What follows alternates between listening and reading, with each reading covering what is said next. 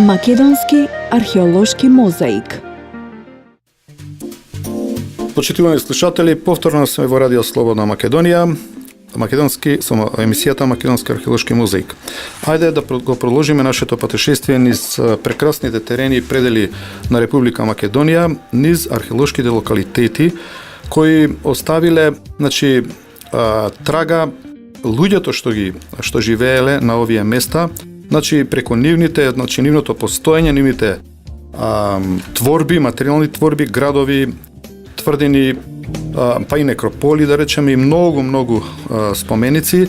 Тие се за нас еден извонредно, енормно богат културен ресурс. Ние, да подсетам, се движиме по старата траса на патот Вија Игнација, Игнацијскиот пат, така да дојдовме до селото Ѓавато, до преминот помеѓу Ресен и Битола. Тука за момент ќе направим еден екскурс, да се подсетиме на населението што ја населувало територијата на Република Македонија во најраната антика.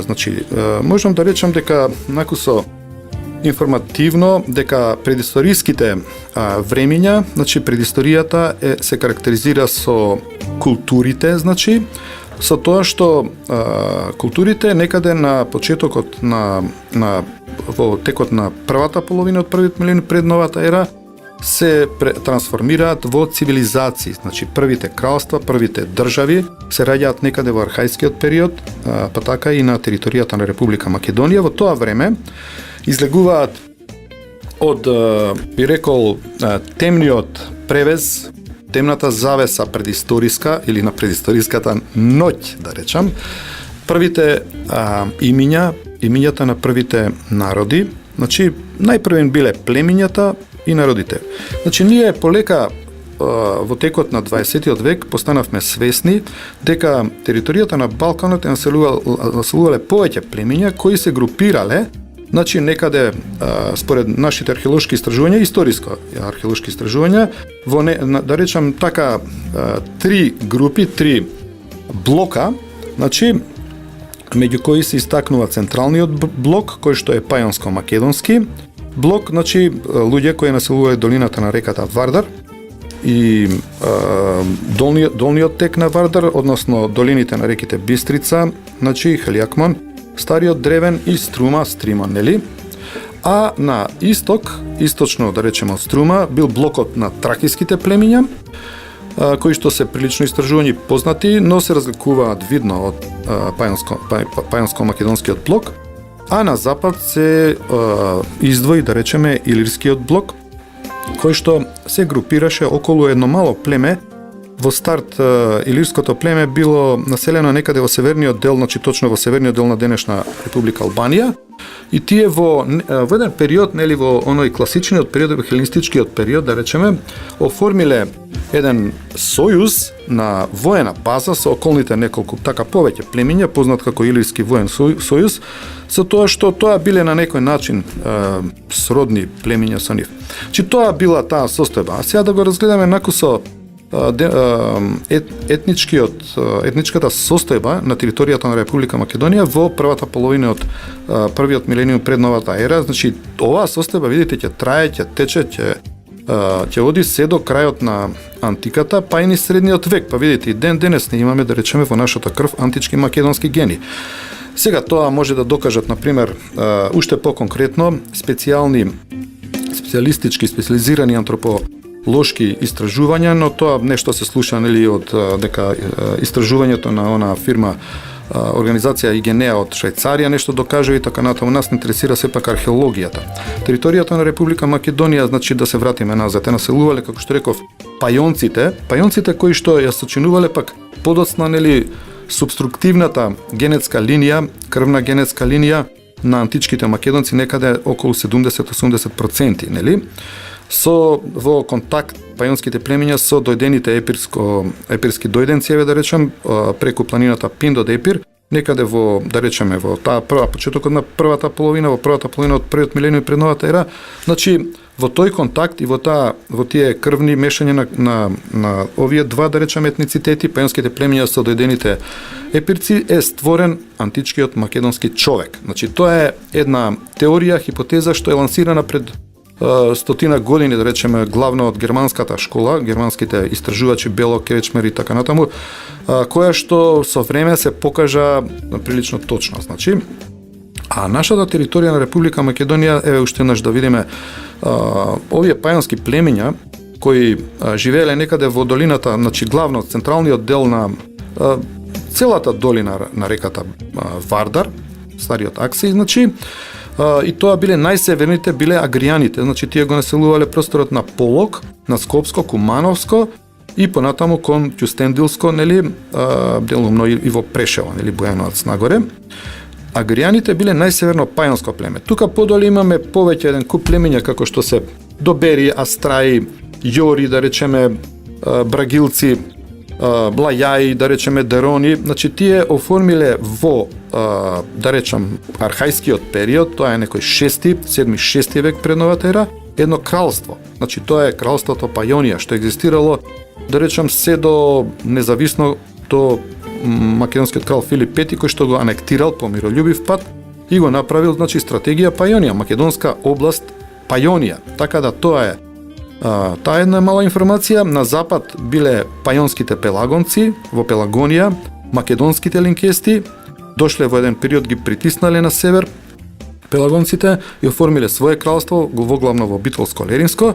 На запад биле македонските десарети, значи епирско-македонските десарети, и северно од нив, значи тука во Кичевско, во Дебарско живееле најпрвин бригите, кои се одселиле кон, да речеме, во крај на вториот милениум и кон Турција, па на нивно место тука се навлегле пенестите, кои се сметаат се сметаат, видите, околу нив се кршат копијата на истражувачите, една група, главно албанската, вела дека се илирско потекло, дека имате илирско, меѓутоа пак според некои извори, значи постојат информации дека пенестите имале пак епирско потекло, што значи дека со самото тоа имаат македонско, да речем, производство, како и може да кажем. Значи, тоа е една етничка слика накусо што се случувало на територијата на Република Македонија.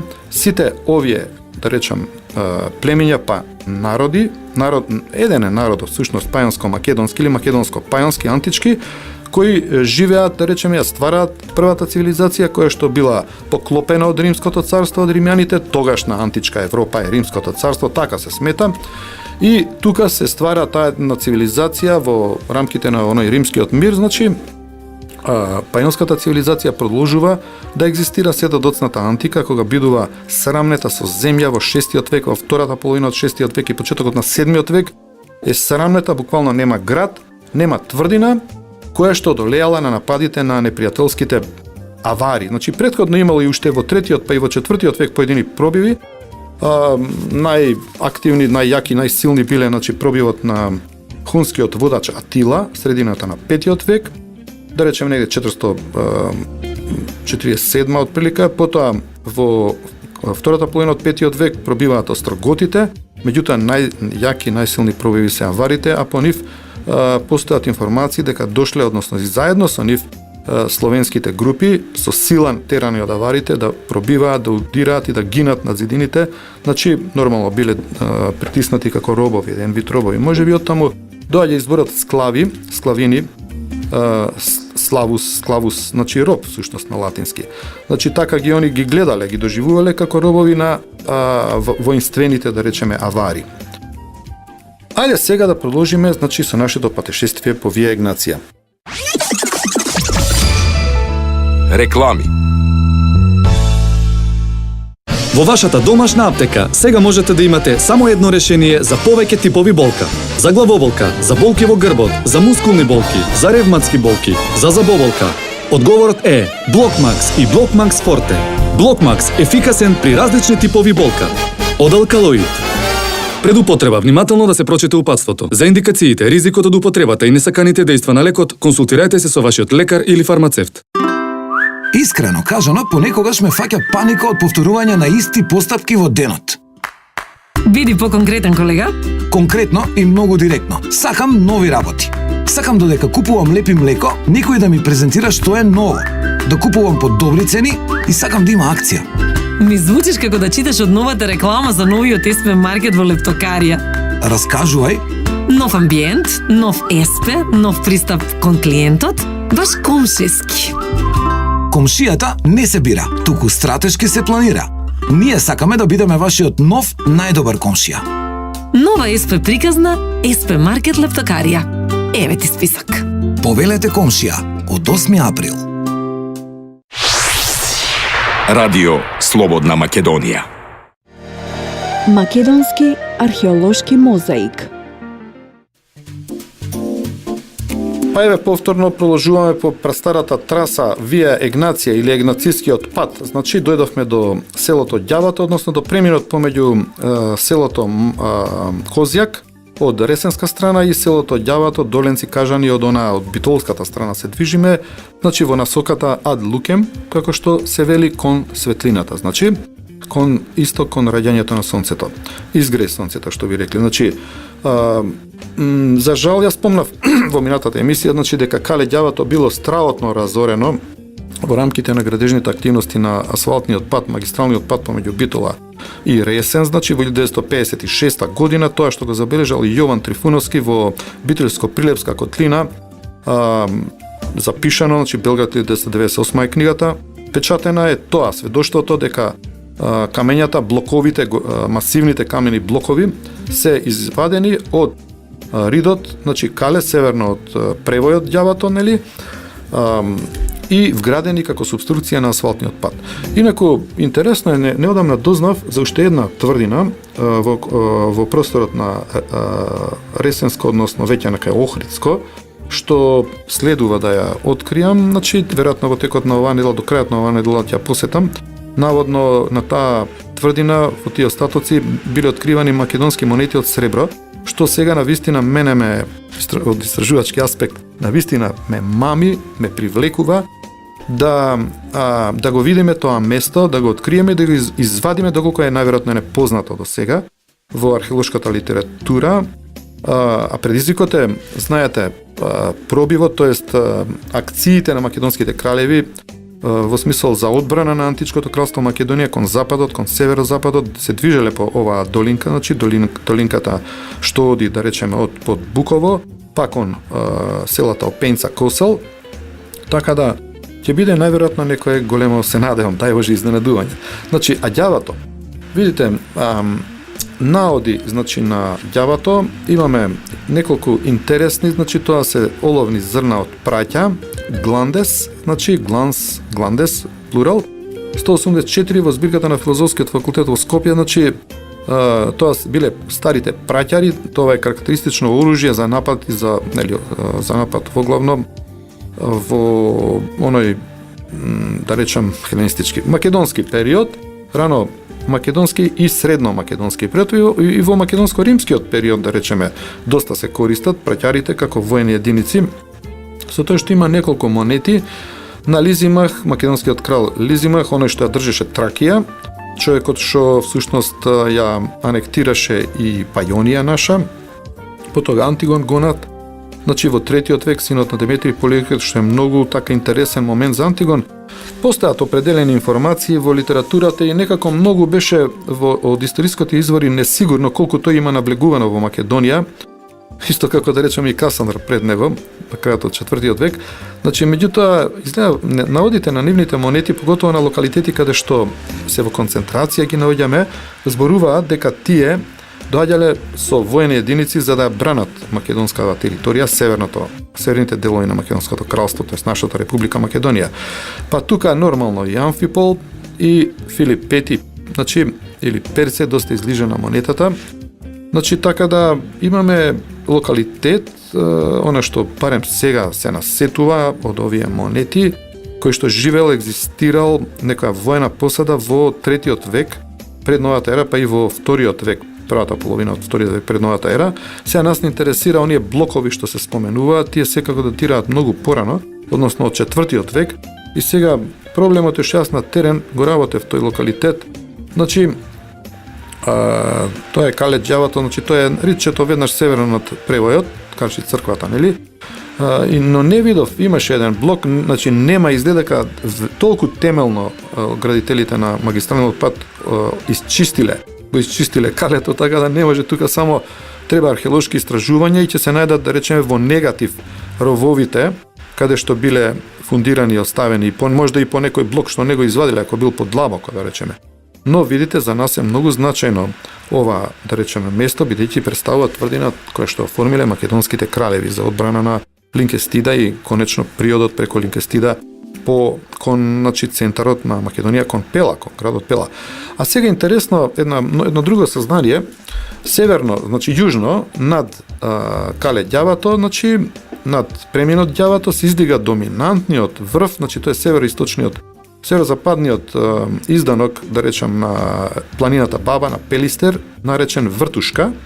Вртушка има 2010 метри надморска височина и не беше, да речеме, нешто посебно познат во опис. Има една мала информација од колешката, значи Филипова, од Завод музеј Битола, дека таму горе има нешто. Пред околу 10 години го посетив, го истражував ова место и се изненадив, значи, со остатоците.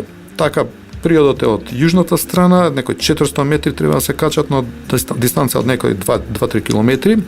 Горе има една мала црквичка, значи, која што е изградиле маловиштани, жителите на Маловиште, значи влашкото тука во југо-источното подножје е Маловиште, а на врвот, на самиот врв се наоѓаат остатоци од една силна тврдина, би рекол малечок кастел со еден сувод зид од околу 2 метри широчина е зидот, од кој што, да речеме, од оваа позиција се протега еден фантастичен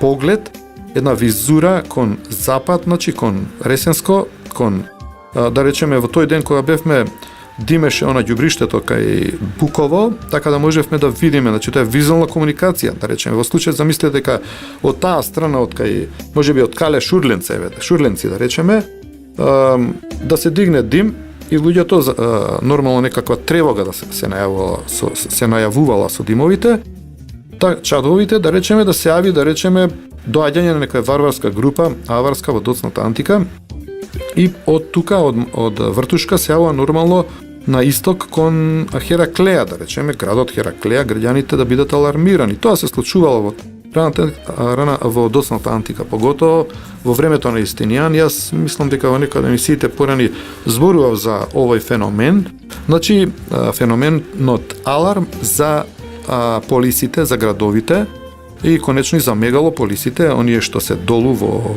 сега соседна Грција, Тесалоника, Константинополис, Атина и така натаму.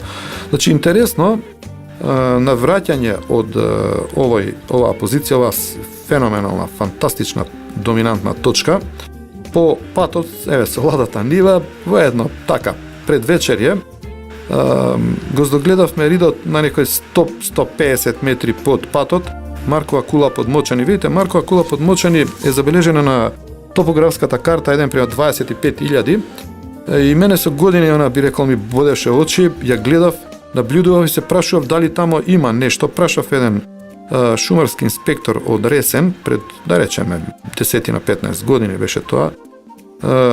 Нели, човек, знаеш ли таму горе нешто, има ли нешто? Човекот рече, нема ништо таму горе, џабе ќе одите.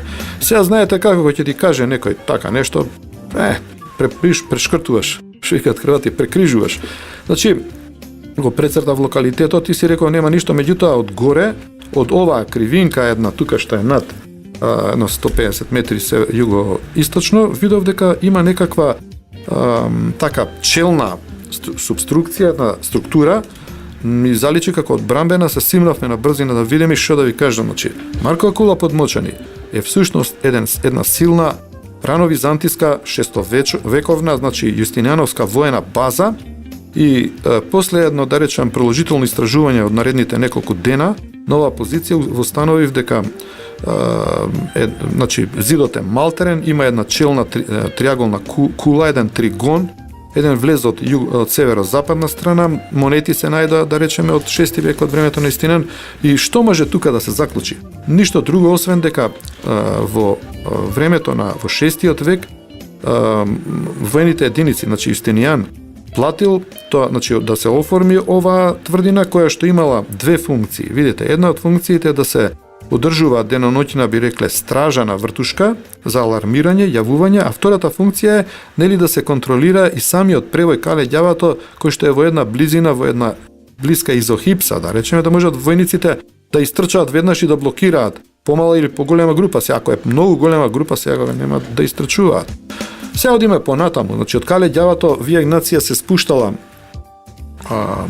на удолу кон исток, значи тоа е еден благ спуст кон северо-исток, значи до селото Ѓавато, и тука се излегува, се спушта на полето Доленско и доаѓа, значи во минатото вија Игнација несомнено доаѓала до позицијата Кале Доленци, кажани, нели? Тука е археолозите, истражувачите, ние го лоциравме, значи местото Никеја, познато на табула Пойтингеријана, нели? Никеја или на некои итинерери се спомнува и како Паремболе. Паремболе од старохеленски значи исто тврдина. Значи Кастра Никеја, значи тврдина Никеја или Паремболе Никеја. Значи Никеја или победничка, нели?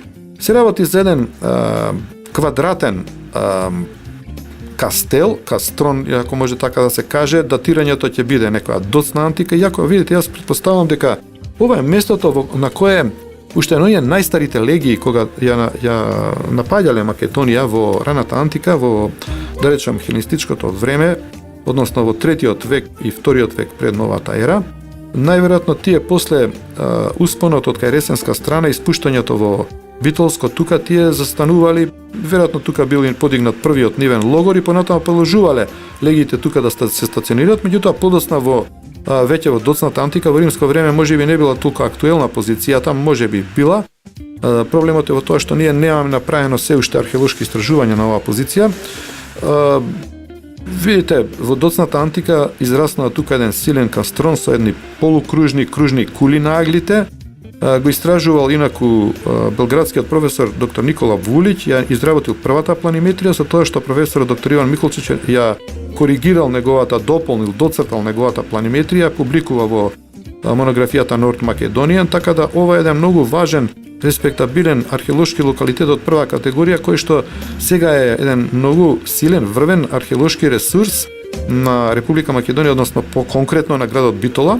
Помеѓу уште неколку такви ресурси е да ги споменам градот од римско време Хераклеја во Линкестида и градот, значи, кој што бил издигнат на локалитетот градиште Црнообуки и еве ова Кастра Никеја. Тоа се три, да речам, едно време кога не беше значи ова подоба на 80 општини, постоеше уште еден четврт многу значаен локалитет во Битолско, меѓутоа сега отиде во општината Новаци, тоа е Кале Долно Орево. Значи сега да се задржиме на овој локалитет, многу значаен, значи Кастра Никеја, од него тоа е еден вид на крстосница, од кај што, значи, поминал патот вие Игнација од исток кон запад кон исток, нели? Но се одвојувал исподен пат кон север, кој што одел по долината на Шемница, значи преку селата Лера, Стрежево и понатаму кон оние села кон таму Секиран или Солај, нели, Црнообуки, нели. Значи тоа би бил локалитетот, значи пред да продолжиме, ајде на мала пауза. Макс Цена, радио концерт од студиото на Радио Слободна Македонија во живо, со звуците на најдобрата македонска музика. Пеачите и нивните бендови нагости во РСМ. Време е за радио концерт. Бесплатно емитување. 43 мајски оперски вечери. Травијата, најпопуларната и најизведувана опера на Джузепе Верди и оваа година на фестивалот. Во насловната улога Сања Керкес, гостинка од Белград, Кристијан Ричи од Италија и Никој Саков од Бугарија, во улогите на Алфред и Жорж Жермон. Солисти, оркестерот и хорот на операта. Диригент Норма Виджаја, Индонезија. Травијата, сабота 17 мај, почеток 20 часот. Radio Slobodna Makedonija.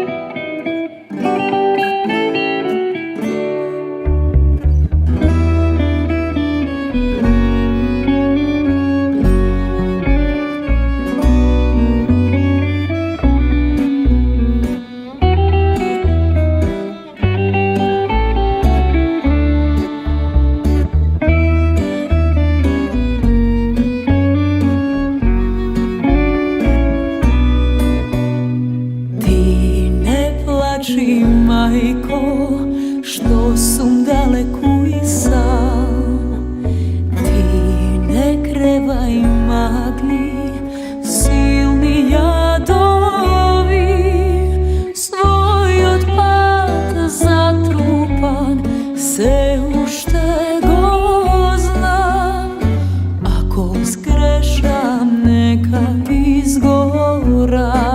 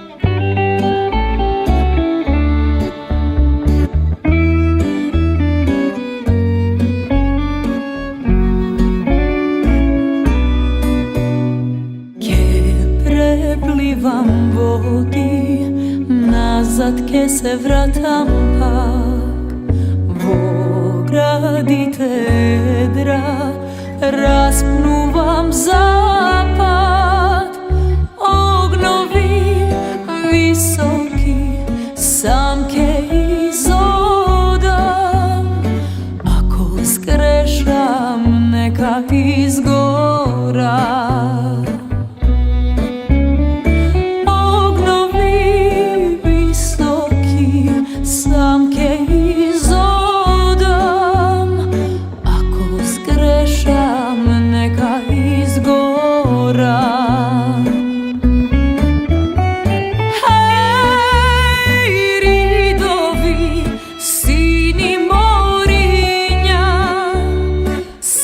Che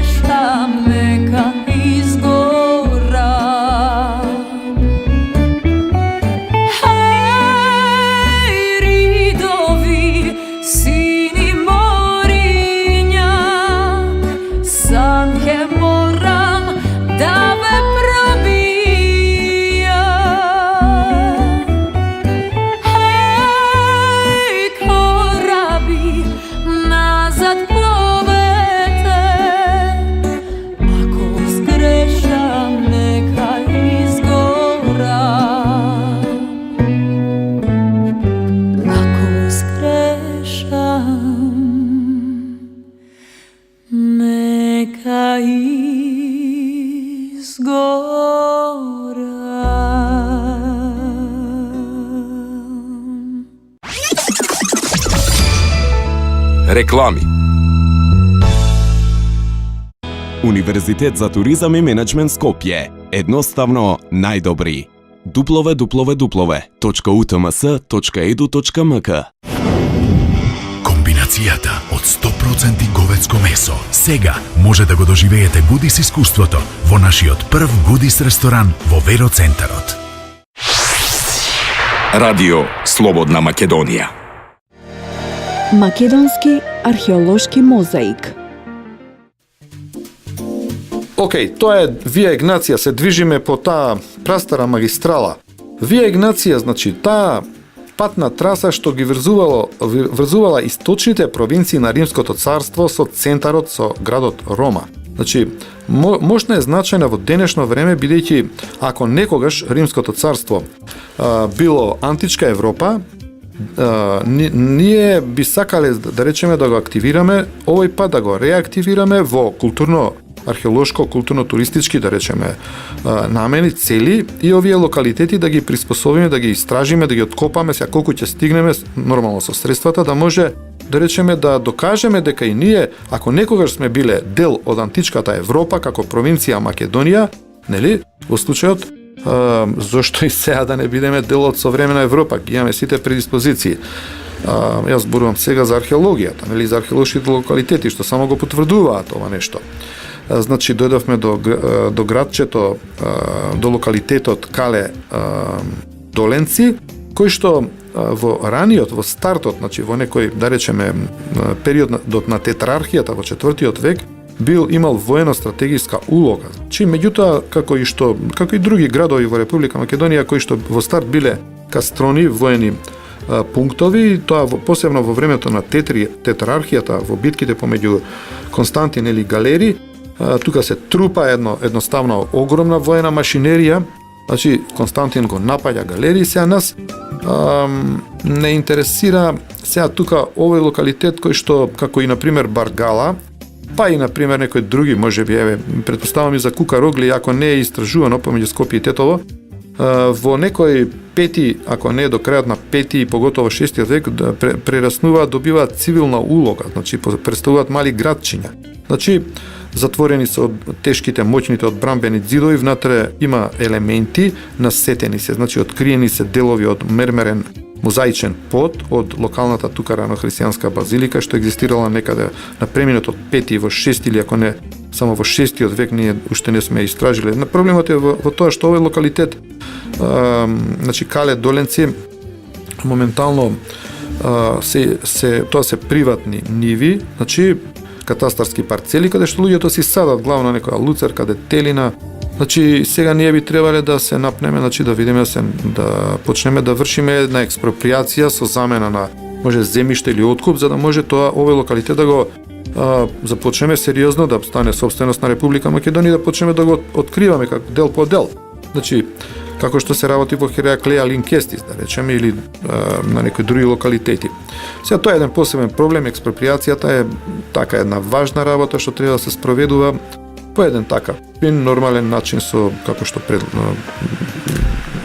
практиката кажува. Сега вака, од тука патот продолжувал кон оној што го спомнав, значи кон исток, од патот всушност од Вија Игнација се одвојувал спореден алтернативен пат кон селата Лера и Стрежево, и тука долж долината на реката Шемница, кај Лера имаме едно Кале Лера, еден моќен воено-стратегиски кастел, не многу голем, но во него најдовме прилично монети на македонскиот крал Антигон Гонат, што несомнено укажува дека токму неговите воени единици представувале тука за заштита на градот Линк, за кој што претпоставуваме дека се најдел на градиште Црнообуки, нели?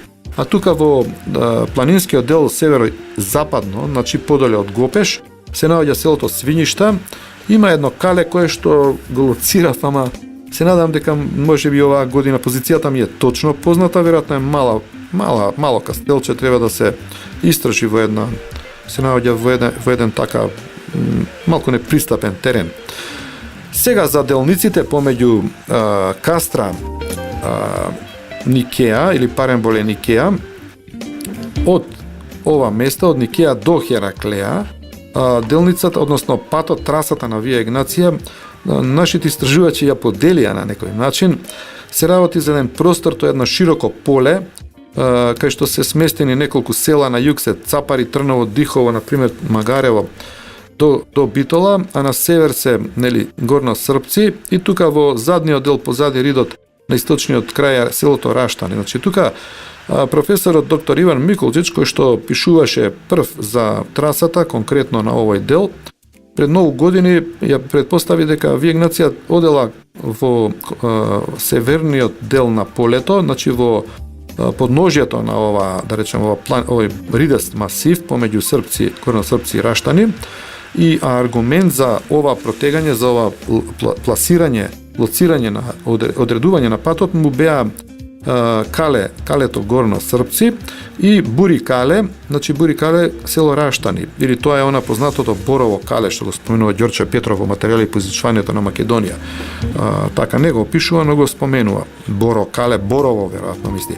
Со тоа што колегата сега покоен, значи Томе Јанакиевски од Завод Музе Битола, тој пак откривајќи делови од трасата на Вија Игнација, колникот, значи сумата Круста, предложи, значи нејзино, значи тој предложи две траси, една комерцијална, една воена, кратка преку Кажани Цапари за Трново и комерцијална некаде што минува вртиот кај, да речеме, просторот, локалитетот Грамадиште, кај Горно Српци, па за Трново и за Дихово и понатаму за Хераклеа. Значи тоа се две варијанти кои што во иднина ќе бидат докажувани. Интересен е уште и локалитетот Кале Цапари, значи на 1 километар и пол колку северо-југо-источно на еден доминантен, да речем, рид со една, би рекол, може да се каже пирамидална форма, ама нема врска со пирамида, се наоѓа еден силен кастел, не многу голем, кој што јас тогаш лоцирав, значи утврдив дека одбранбениот обрач на зидот е во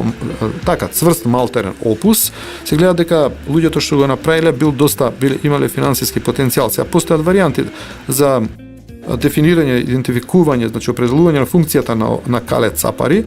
Дали може би тоа било повлекување, значи во смисол тоа да бил збег, рефугиум, каде што се повлекле во најдоцната антика, во 6-тиот век и почетокот на 7-тиот век, граѓанскиот потенцијал, граѓаните од Кастраникеа, од Никеа, горе, или може би е тоа само една кула наблюдувачница спекула што го транспортирала сигналот за аларм, за тревога од Вртушка, па кон Хераклеа. Да кажеме, тоа сега е непознато. Има уште еден локалитет, Кале Трново, кој што не ми остави впечаток, така едно мало рефугиумче, така без нешто многу керамика. Значи, зборував за Никеа, навистина е феноменална таа тврдина која што прераснала во еден силен, значаен доцна-антички град. Значи, зборував, значи, споменав за планиметријата, на што ја изработил Никола Волиќ и потоа ја прецртал, преработил Иван Миколчич, кој што изработил и 3D реконструкција на ова градче, што е, би рекол, така малку избрзана. Знаете, за да правиш 3D реконструкции на овие локалитети, без да се ископаат е многу тешко. Значи, така, тоа треба да се сочека малку да се истражи, да се ископаат зидините, да се видат какви се кулите, па може и после и без реконструкција, меѓутоа од планиметријата можеш веќе да правиш некакви визии или како тоа изгледало. Патот Вија Игнација продолжувал на исток, излегувал од Кастраникеа и на некои 100 метри, 150 метри, се наоѓа една крајпатна базилика, ранохристијанска црква, а после преку реката нели Шемница на уште едно 200-300 метри се наоѓа раменска тумба, уште една базилика. Се работи за базилики, базиликата кај Доленци и базиликата кај Рамна, нели, село Рамна, кои што биле еден вид, ние ги нарекуваме ксенодохион, мислам се нарекуваат ксенодохион или одмаралишта. Значи, всушност, видите, човек за да ги дефинира овие работи, да ги одгатне, треба да влезе во системот на патувањето, во концептот на патувањето. Луѓето кога патуваат и во најраната антика, тие имаат потреба трговците да се помолат на боговите, да им го сочуваат карванот, стоките, робата долж патот, нели, секогаш биле на мета на разни разбойнички рамиски банди, поготоа на самите превои. Од таму доаѓаат, например, називите ѓавато. Знаете ѓавато, што е ѓавато? Ѓаволско место. Значи, место кое што ги удираат карваните арамиите, нели ги ограбуваат. Така да исто и со ксенодохиноите, односно ранохристијанските црквички, тоа си гледаме по овие црквички, тоа се мали, еве на пример ова така наречен екстра мурос надвор од зидините, Базилика 1, кај Доленци, значи таа едно корабна со еден нартекс малечок, значи една многу мала црква покрај патот, каде што патниците, значи ќе се помалат и ќе проложат. Сега тука има на едно 200-300 метри преко и базиликата кај раменска тумба, она што изненада, што така импресионира е скромната, но пак убава, симпатична ранохристијанска камена, архитектонска камена пластика со ранохристијански елементи. Значи тоа се крстови, тоа е оној пехарот, малку прилично така стилизиран, од кој се пие виното, нели, крвта Исусова и така натаму. Крстовите нормално нема многу, значи камена пластика, тоа се мали капители од оној доцен, значи втора половина 6 век, така наречени четиристи, односно веќе се може да се каже преминуваат во капителот типот кубус, и тоа е веќе крај на отприлика доцната антика, кога луѓето веќе немаат време, значи немаат време, не може би толку пари, немаат време да платат, да посветат, да се градат, да се прават велелепни храмови. Во ред, пријатели драги, ние, значи, завршуваме тука на ова место. Вие, значи, сте на брановите на Радио Слободна Македонија, јас сум Виктор Лилчич Адамс, вашиот водител, а емисијата ја емитираме денес на 12 мај 2015 година. Довидување. Македонски археолошки мозаик.